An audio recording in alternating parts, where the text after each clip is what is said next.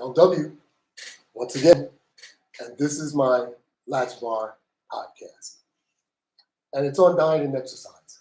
So the last time we met, I want to make sure that I clarify one thing. It's very important to me. I take it very, very seriously. So we're not trying to make fun of anyone at all. So I want you to understand that. So with that in mind, when I say that you eat too much, I mean that exactly, but it's not your fault. And I mean it's not your fault because we all have the same problem. None of us Americans were actually trained to eat portionately. Portionately is the key word because if we learn to eat in portions, we wouldn't have the obesity problem that we have in America today. So let's keep that in mind. So that's the main thing that we need to work on. So, as I had mentioned before, we have all these different opportunities to do something about controlling your weight. Step number one, reduce the amount of food that you eat and pay attention to what you are eating. Now, I'm not going to suggest that things that we do aren't amusing to a degree, because some of us think that when you're sitting on the sofa and you're falling asleep, that you need to get up and eat something. Well, that's going to make it worse, because now you're filling your stomach once again with something usually that's not good for you, and it's going to make you more sleepy. As soon as you finish eating, it's going to make you fall asleep. Because what you've done is you've generated, once again, a huge blood flow back into your stomach by eating. And that's what made you sleepy in the first place. So we have to keep that in mind because it's very serious. So what do you do when you feel the urge to snack? Well, you could drink water.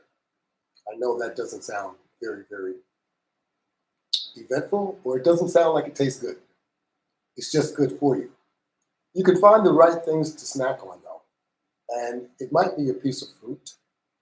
It could be a banana. A banana is very, very healthy. It could be a mango. Something that's healthy and something that tastes good. Don't eat ice cream, but if you do, eat a portion of ice cream. I eat ice cream and I eat portions of ice cream because I like it. But you need to make sure that you're controlling what you eat when you eat it, no matter what it is. Now, let's talk about these diet programs just for a minute, because I want you all to understand what you are doing to yourself and what could possibly happen.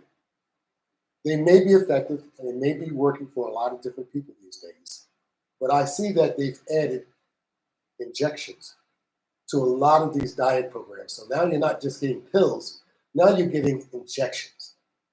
So there are side effects no matter what it is that you're taking or you're injecting or ingesting. So either way, you're going to get some side effects, and the side effects could amount up to and even death. Now, we don't want that to happen. So let's think about what you're doing before you do it. Any diet program is a disciplinary program, which means you have to follow the program and supervise yourself under the instructions that you are given. It's up to you to follow those instructions that you're given. So you can go off the beaten track even if you're on a diet program. So, if you can follow the instructions on a diet program and stick to the diet, you can discipline yourself enough to do it without the help of a diet program. That's right. Discipline yourself. I mean, pay attention to what you're doing.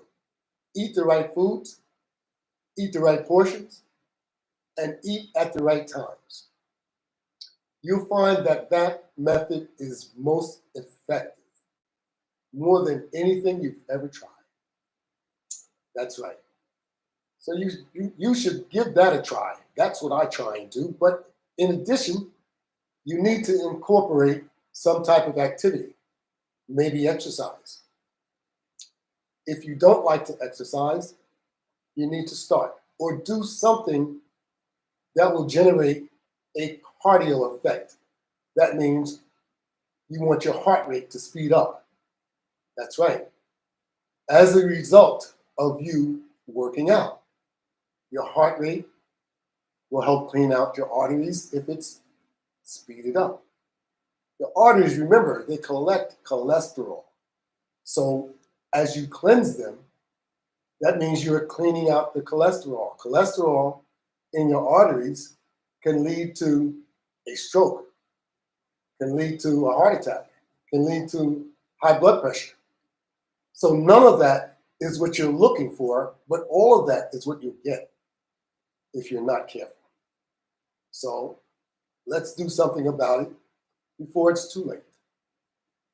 Remember, as we age, we know we're going to get something, but you don't want the world to come tumbling down on you just because of your neglect. And what I mean is you continuing to do something that you know is wrong, which is going to contribute to poor health down the road. And that's what's going to happen. So if you continue to do things that aren't healthy, they may be okay for you to do while you are at this young age. But the young age isn't going to last forever. So think about down the road and think about perhaps what your parents were going through. How did they get to where they were? And why did they have the ailments that they had? It's natural that you're going to get something, but you contribute to almost everything that we get. That's right. You, me, we all contribute to what we get. Now, there's different circumstances, and I understand that. But for the most part, type 2 diabetes, a lot of us think that it's an inheritance. No. Type 1 diabetes is perhaps an inheritance, and you have it from birth. Type 2 diabetes is something that you catch along the way. You don't catch it, you're kind of giving it to yourself. That's right. And it comes from what we eat and what we drink. It's controllable, in other words. You don't have to get it. But you need to be focused enough to make sure that you're on top of it. If you know that your parents had it, you should be conscientious enough while you're young, before you catch it, to make sure that you don't. Because usually we catch what our parents catch because we're doing the same exact thing that they did, which was wrong. So you got to stay on top of it. That's the key. So you got to get started early so that you know it's going to help you later. And later is what it's all about, because later is when the suffering starts. When you're young, you can do everything. You're almost invincible. That's the way we feel. And that's the way we look at a lot of things that we shouldn't. Then as we age, it's such a change from what it is when we're young. Believe me, you'll find out too if you happen to live long enough. So start practicing doing the right thing so that you don't have to suffer later on down the road. So looking at those side effects that you'll get from those dietary programs, it's really unbelievable the risks that people will take to lose 20 or 30 pounds, maybe 40 or 50, and sometimes 50 to 100 and more. The quick fix is never a good fix. Always keep that in mind. It's just like a deal that sounds good. Something must be wrong with this deal. It sounds too good to be true. That's what the quick fix is when it comes to losing weight. Losing weight naturally is the best way to do it. As I indicated, exercise must be incorporated into your daily routine. Paying attention to your diet must be always on your mind, because the minute you fall off the wagon, you gain double the amount of pounds back. So you want to make sure you stay focused and stay conscientious of what you're doing so that you can maintain what you got, or you can lose what you don't want. But you must stay focused in order to do it, because otherwise you don't, and you're not giving yourself a chance. And that's what it's all about. So your takeaway from today is to stay focused, cut back on eating all the things that are no good for you. And you know what they are. We all do. But they taste so good, can't stop eating. So it calls for discipline. And you may have to go cold turkey, or you can do it gradually to wean yourself off of whatever it is. That's usually the best way. And then you can stop doing it. It's just like smoking a cigarette.